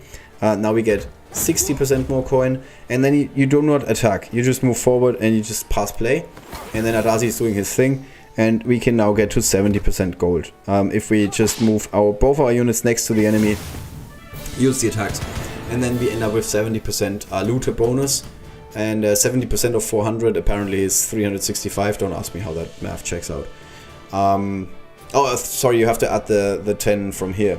So it's actually 400, and then 400 times 70% somehow is 365. Let's count it one more time. So this is 1, 2, 3, 4 loot activations. Yes, this is correct. So that's 40% more gold. Enemy turn. Yeah. Then we move here. Then it's 60% more gold because both trigger. 70% more gold. Oh, it should be 80. Yeah, it should be 80% more gold. And now it all makes sense. Yes. We can ignore the bottom. Don't worry about the bottom. Okay, cool. 1 life. Thank you, RNGesus. Okay, 80% more gold. So that works like a charm normally. Okay. And then we can do the same or something similar with Harun. Harun, we don't get that much. But we still get quite a bit. For his, we get up to 5 activations. So here I'm playing Bullmon, but it really doesn't matter. It's just to level him. Thana is the unit that is kind of important. So this is, if we go with the active here, yep, we can now use Thana. And then we have 2 enemies that go down next to Bassi, so that's 20% more gold. This guy we do not want to kill. We're just gonna move next to him. So this is, again, the point is to not kill him. So at the moment we're at 20% more gold, then we move to the other side with all of our units, and we again do not want to kill this guy. And now we can go next to him, and we get 2 loot triggers, so now we're at 40% more gold. And then we get next to this guy with both of our looters, and now we are at 60% more gold. That's at least the idea. So we go from, yeah, 60% of 320 something apparently is 200. That checks out. So, and again, this is also very easy to recreate a million times. Sometimes I get super unlucky with crit hits. Then you have to be, then you only get like 1 trigger at the bottom. But normally it works like a charm. So those are 20% at the bottom, at the top. And again, you just move to the bottom. Like, always make sure your looters are next to the enemies. There's got to be a new looter in the game, which is exciting, obviously. Always exciting when new looters are making their way into the game. Oh, we don't have anybody who can do XP grind. Yep. And again, 60% extra gold. So we should be like roughly at the same values that we had the last time. So another 1000 something gold. So now it's 11:54. That means that there's a chance that I get another Treasure Beach ticket in 2 minutes. Okay, that should give us time to finish 1 more elite campaign. With Seat, it's a bit more random. Hey, Felix James. Oh, sorry guys, I completely forgot we still need to do a giveaway. Let's do this in a second. This is the best strategy I got for this encounter. So here we go with that attack, and if we're lucky we get the skeleton right away, because then we can play a little bit more aggressively and just move in. And you do not get a whole lot of looter activations here in this level, but this is the first, by the way. This is the first time that so many enemies have shot at my poor Grandma Bones. I don't know what she did to them. And then you just try and get your looters next to the enemies, but it really doesn't matter all that much. Yeah, and then that's basically it here. You don't get any more looting bonus because there's too many stairs. Stairs, my mortal enemy. Who can still move? Oh, you can use the active. Okay, why not? Yeah, and that's it. This is roughly how it goes every time. Red and Shun should be in abbreviated tune. Should be, yeah. Yeah. Shun also gonna get better. Any unit that can heal themselves with their active or passive is gonna get a lot better in the future. So, yeah, guys, you can let me know in the chat. What do you think about diamond ranks? Sorry, no, I had a different question prepared. Yes, now I got it again. Sorry. Treasure Beach Run number 2. So, to participate in our raffle question. On a scale from 1 to 10, rate the latest update. Okay, 1 means that this update didn't deliver at all. You wish it was, it never made its way into the game. You hate it. 10, this is the best update ever. There's nothing that it misses. I like it a lot. Actually, that's not enough. I like it a lot, it's like a 7, I guess. Because I believe that this is one of the best updates we've ever had. Now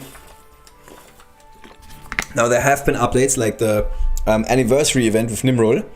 That was absolutely amazing, obviously, where we could get the amazing Nimrod's double swords as a bonus. And those are hard to beat. So I can totally understand when someone is like, yeah, this is not a 10. Nimrod's double swords, that's what I need to get a 10, from me at least.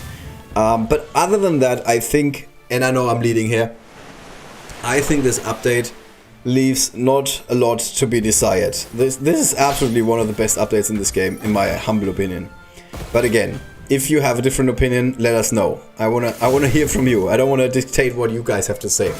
So we have just to rush the tiniest little bit, because if we take too much time, we're not gonna get the double gold bonus. Here we can go to this side. That's cool. And you can take out this guy. And you can walk here and take out this. So far so good. Now we can go to the top. Trigger both. We can set up for the next turn. And we can... well, you can go here. You can go to the middle. It's funny that I know by heart how many turns are left. Just because I've been playing this level so many times now. Alright. And this is the last level. And here it makes the most sense to park Silver Road anywhere. Move Bussy in the middle. Bussy. Take out this. So we can now... oh, actually we can do this differently. We can move in with Nimrod, take out this. And then after that we can move to the bottom. And now we get like the maximum number of loot. I don't think that there was a way to play this any better. But you let me know. I had to speed run through it. So now we get 15k and then on top of that 26k. That's pretty good. So 41k times 2. Alright, and that means we're at 922k. Getting there. Alright, let's do our raffle. So, we got Borun, who says a 9. Tiny Rodent gives a 9. Mario Sansone, who is Super Mario, I think. Felix James gives a 9. You guys are in agreement. Bob Light gives an 8. And also, for the record, I'm super sorry I forgot about this. I did forget about this because I was so entranced in talking about diamond ranks. Sorry guys. Then we have Raisin, who is giving an 8. I'm missing some hero buffs. Okay. At least Arios and Secret could have gotten some love, but overall good. That's fine, that's fine. I didn't copy. No worries. Nobody's is saying that anybody did copy. Eula gives a 9.4. Deficit Redux says awesome. Okay. That translates to a 10? Is that fair to say, or is it a 9.5? So but it's okay. It's okay. I'm not gonna be mad with. Oh, 9. Sorry, 9 is awesome. All right, good to know. Good to know. So I have, how many names do we have in here? 1, 2, 3, 4, 5, 6, 7, 8, 9. There's more of you guys in the chat. We have more people in the chat. And again, 10. Okay, can you decide? You're not going to get extra votes in the raffle. It's just one. The way it works, as always, if your name is being drawn, please get in touch with Kyle on the official Discord. I'm just going to use this opportunity to advertise for the official Discord again. You go to your main menu, basically. And then up here, you can go to the settings. And then in the settings, there's a button which says Discord. If you've never heard of Discord, it's going to change your life for the better. You just click on this, and then the game is basically going to take you to Discord. And you can become a member of the Rivengard Discord, which is great. There's a lot of dedicated Rivengard players there, and they all love this game. They all love it. I'm not kidding. And then you can find, basically once you're in the Discord, and I guess it makes the most sense. Let me just check this. Here we go. If you're on the official Discord, switch to this. You can go to the this is the Rivengard Discord. I never have this in the right size, but it doesn't matter. And then you go to, for example, announcements. And in announcements, you will find Kyle. You just click on his name, and then you can send him a message and say, sorry, you can't see this. Here. And then you can say, hey, Kyle, I won the lottery. That we did on the live stream of Soul Warrior. And that's how you get there, basically. All right, let's go back here. Soul Warrior, you could play the new Elite Campaign 8 for gold. That's true, yeah, but it's too late now.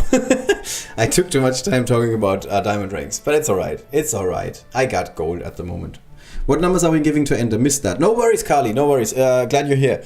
So we are saying that please rate the brand new update. The 1.20 update that introduced diamond ranks, that gave us the Elite Campaign. What else? There's more in this patch, right? What am I missing? Update 1.20. Let's check this out.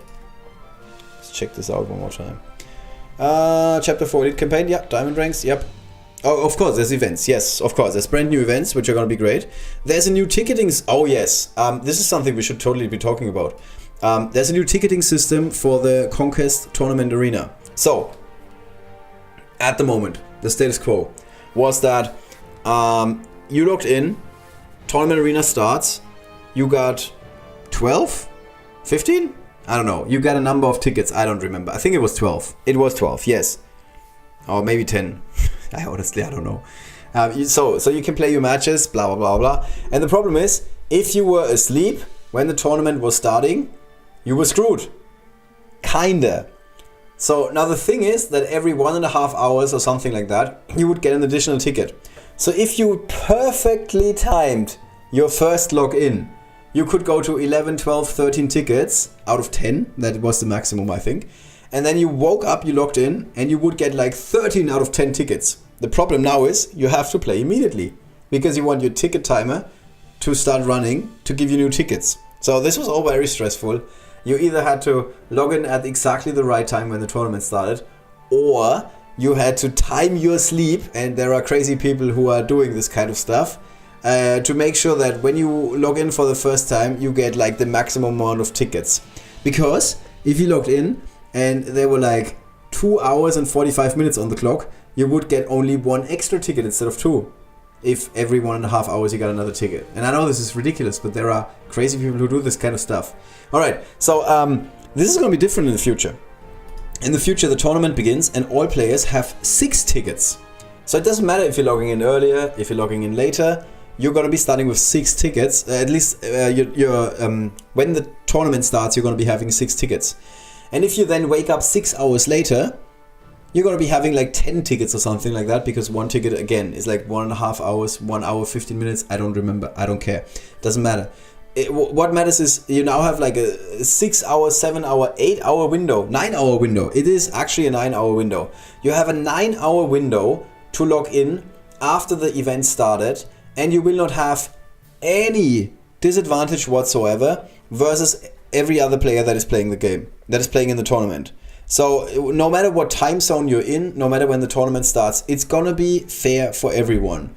Now it's gonna be a bit harder when the tournament ends, of course, but that's always been the case. And I think that's a tiny price to pay, or rather nothing really changed. Oh, and then of course there's another big change. We have new power levels. I'm an idiot, of course. We have new power levels, which is great in my opinion. Obviously, you can now like very easier see how powerful a player is, how much like time they have spent with this game. And you can get a lot of summoning tokens now all of a sudden because of if you add all of these power levels. And we can get max stamina up to 135, which is also great because it means we can sleep in on the weekends and not lose stamina from refreshing. And then there's also a new stamina purchase. Jesus Christ, this is the best update ever. I'm giving this a 10. I don't care that there's no anniversary event. There's so much stuff that I'm going to be enjoying for the next year of playing this game. Not like the anniversary event was fun for a week. And obviously we wouldn't have minded if it lasted for another week. All of these changes, all of them, they're going to be affecting us forever. As long as we're playing this game. Diamond ranks. I'm going to be playing with diamond ranks next year. Elite campaign. Okay, I'm going to be farming elite campaign next year. Power level increase is cool. It's always going to be cool. Max stamina. I'm going to be enjoying that every weekend in the future. And so on and so on and so on. Also, there are new chests added to areas that are impacted by power level, such as guild raid and shop chests. So when you are a more powerful player, because you put so much time and money and effort into this game, you're going to be getting more stuff in the future. Alright, so again, I like this update a lot. I'm giving this a straight 10, but I'm not going to be entering my name. You could play the new Elite Campaign. Yes. So Kali says this is a 9. Okay, anybody else? Last chance. We can watch an ad. Yes, we can watch an ad for stamina. And we're going to be doing this every day. Every day! It's like 50 free energy every day. How good is that? Okay. Alright. That's it. Anybody else who wants to participate? I guess not. So, with all of that out of the way, I'm so sorry I'm doing this at the very end. Normally I'm doing this way earlier. But I forgot. So, let's shuffle the names. This doesn't change anything. You're just moving up and down. And then we're picking a random winner. Who is it gonna be? Oh, it's Bublight, who only gave an 8, but it's okay, no worries. Congratulations, congratulations. Hope you're gonna be enjoying your 10 summon. Basically, let Kyle know, please get in touch with Kyle. And if you want to give him a timestamp, it's gonna be like 1 hour and 37 minutes that I've been talking about this game. It's almost like I like this game. Congratulations, man. Alright. It's late. I can tell.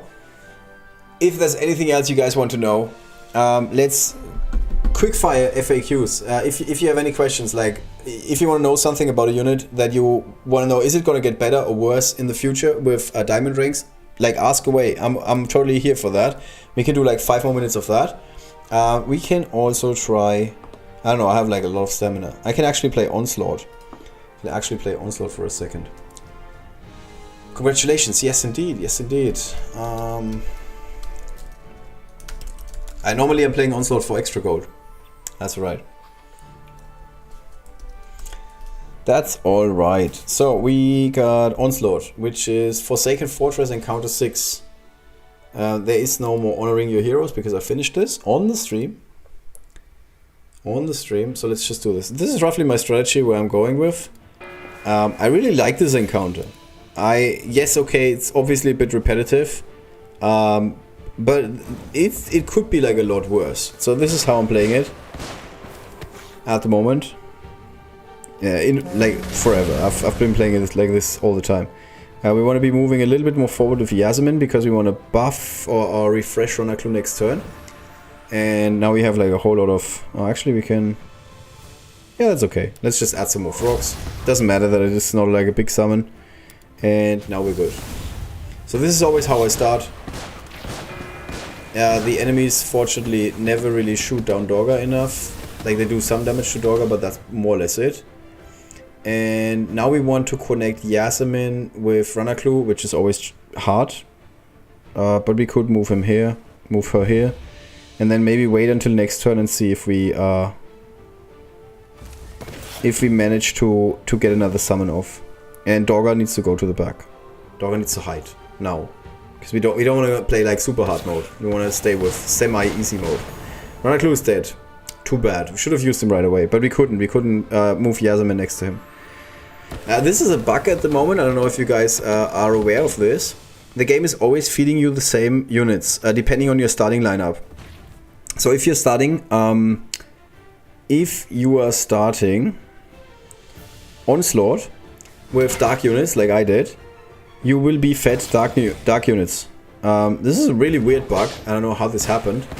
But it's not like completely random, the units that you're getting. So every time I'm first getting Shun, then I'm getting Taro and Akio. And then after Taro and Akio, I'm gonna be getting Katsume. Yeah, obviously expect this bug to disappear shortly. Yeah, speaking of the devil.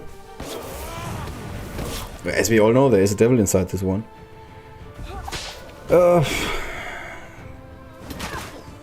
Darkness is still good, even if your units are not here. Did you saw Trip Silver or Diamond 2 has... Yeah, we talked about that.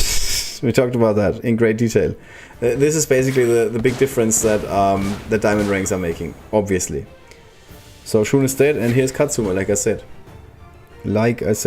Like clockwork.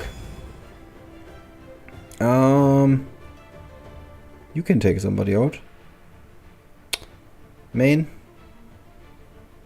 Stupid thorns. If the thorns weren't there, this would be the go-to place here. That's okay. It makes for a better target. Oh my god, Dorga's dead. What I really like about this encounter is, because this happened the first time I played it, I lost all my good units immediately, like absolutely immediately when I started playing. And I was like, oh my god, I'm not gonna make it. And then I still made it. And ever since I have like zero respect. I'm just playing it like I feel like playing it. There's no strategy going into this. This is just having fun with the game. And I enjoy that a lot. Oh, by the way, I still have Yasmin's effect. I don't know who to buff. Now let's move to the back of Yasmin. It's alright.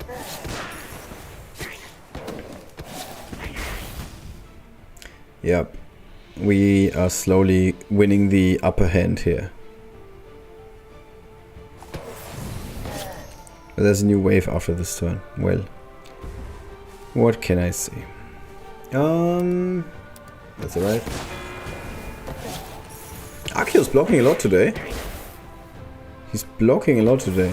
No good targets. Oh, actually this is a great target. Because it means we get another... Huh. This would be great. If we wouldn't kill our own units. Can we hit this guy? Get a... we don't get a single summon out of this, really. Wow. Akio blocked again. What is wrong with him? Oh man, I should have used Giggs first. What a bad move. What a bad play. Oh, everybody crit now.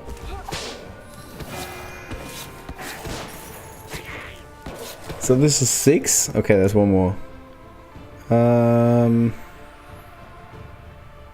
Oh man, it would be great if just the passive could hit him.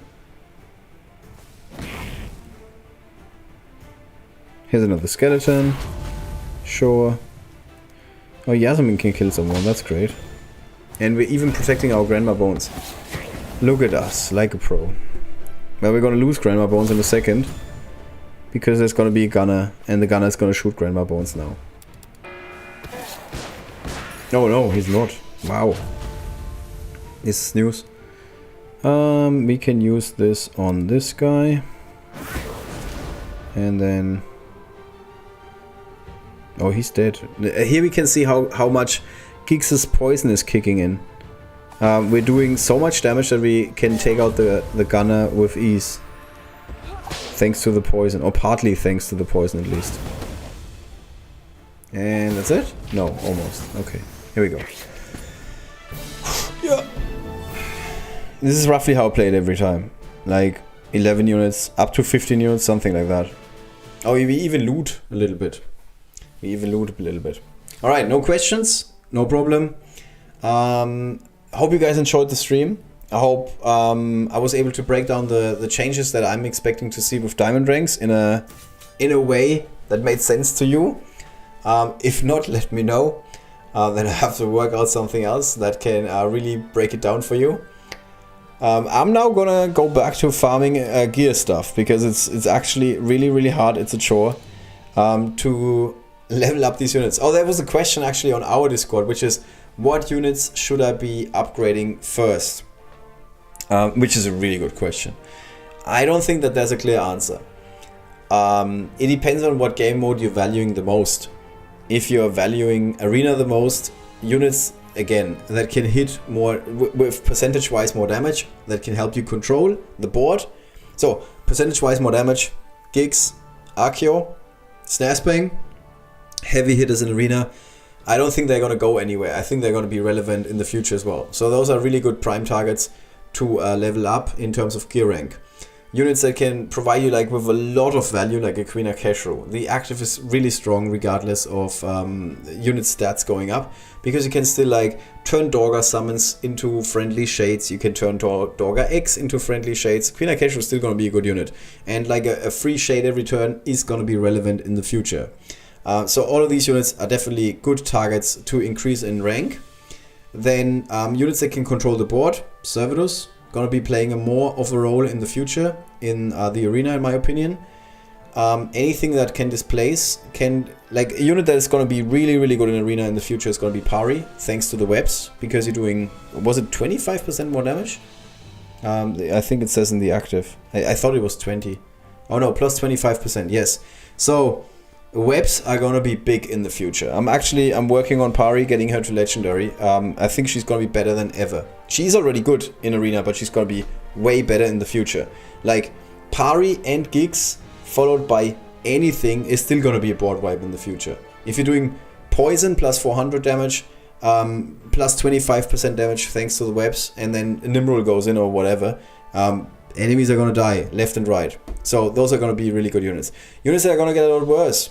Thana is doing fixed damage. Yes, she can crit. Yes, it's a lot of damage.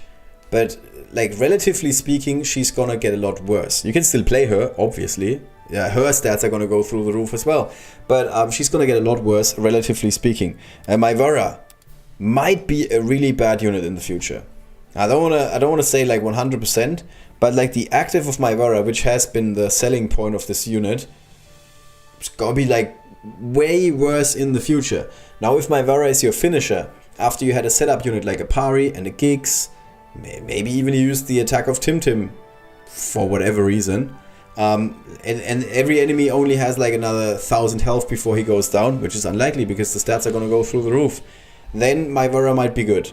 Or might be usable in the future. But like right now she's like tier 1 in arena, and in the future I expect her to drop to tier 3. Lionett, a lot worse.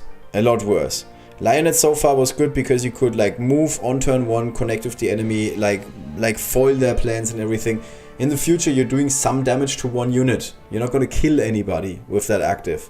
So then you have one unit that is standing in the enemy, in the middle of the enemies. All of your enemies just gonna gang up on Lionett. Lionett is dead, and then it's a 5 versus 4. I think this is gonna be a lot worse in the future. Every unit that was basically only there for their effect and nothing else, it's gonna be a lot worse in the future. Like a Balmur. Yeah, you only play Balmur, so turn 1 you can throw the barrel and you will hit some enemies, and then you're like, woo, great, I took somebody out. And then Balmur after that has 0 value. And units like that will not be played in the future. And then there's also a chance that, I mean, I've been going over this, or most of this in the earlier already. And then there's also a chance that we're going to see more healing and stuff that we see in Tournament Arena, which is the beefy units. Like a Basi Klongson in the future, his stats are going to be so through the roof that even Snaspang is not going to one-shot him. There's a really good chance that he's going to be making an appearance in regular Hero Arena, not in Tournament Arena in the future. Alright. Will Basi Singers be OP in Arena? Well, I'm not sure if they are going to be OP, but every effect that gets stronger over time is going to get like a lot more relevant in the future, because I expect matches to last a lot longer. Red and Scruffy have super high stats actually. Yeah, yeah. Scruffy had absolutely ridiculous stats. Scruffy had also ridiculous actives and passives, but his stats had been initially, this unit, when it was first proposed. The initial design of this unit was ridiculous, absolutely ridiculous, like nothing we have ever seen. And then we were like, okay, can we compare the stats to any other unit in the game? And then the designers were like, oh, yeah, I guess we can half his health and he's still going to be having more than any other rogue. I don't know what somebody was thinking when they were first initially designing Scruffy. Yeah, it's in Red Rat, like you say, yeah, Red Rat is going to have like massive upgrades. All of these warriors at the moment, most of these upgrades, this is not a good example. Nope. Yeah, getting there. There's a lot of upgrades for the warriors that are really hard to farm. I think I saw one for Yasmin earlier, is that correct? No? It's the same stuff that we just saw. What is happening here? No? Okay, I don't find it right now. This is getting there, but it's still not. There's some warriors where you need like 2 epic items, 2 epic items, 2 epic items, or 3 or 4 epic items. It's an absolute chore to level them up to get them to higher gear ranks, but those really hard to get gear ranks tend to give you the best bonuses. In the future, all of these bonuses are really going to add up. So if a warrior is constantly a pain to get their gear rank up, in the future they're going to be an absolute beast. So all of that effort is not going to go for nothing. Alright guys, it was a lot of fun hanging out with you. I hope you enjoyed it, even though we were going a little bit longer here.